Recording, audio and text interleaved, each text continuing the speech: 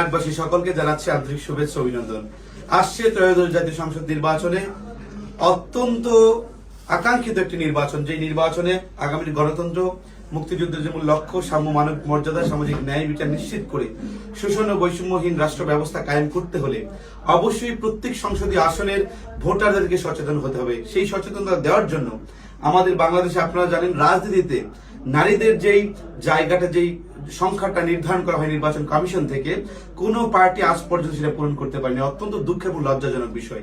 গণ অধিকার পরিষদ আমরা নারীদের ক্ষেত্রে বলেছি সুন্দর সাবলীল একটি রাজনৈতিক পরিবেশ নির্মাণ, আগামী বাংলাদেশকে নারী বান্ধব বাংলাদেশ তৈরি করার জন্য আমরা সচেষ্ট। সেই জায়গা থেকে আমাদের মেঘনার মাপা, উনি ঢাকা ৮ আসনে একজন centre point of Dhaka right now.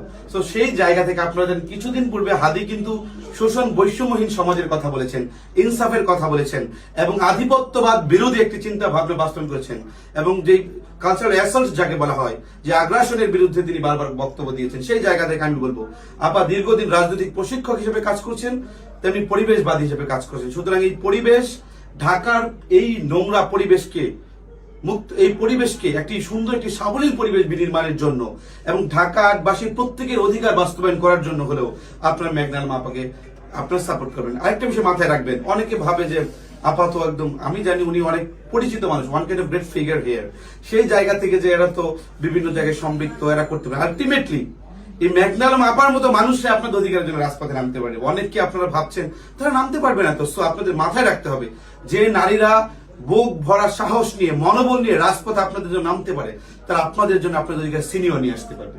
সেই জায়গাতে that's my humble request to vote for মেঘনা আলম, ভোট ফর ফ্রাক and vote for Gono Odhikar পরিষদ। আমি সবাইকে অনুরোধ জানাবো এই সিটিকে বাসযোগ্য করুন, ঢাকা ৮ আসনে মেঘনা আপাকে ফ্রাক মার্কায় ভোট দিবেন।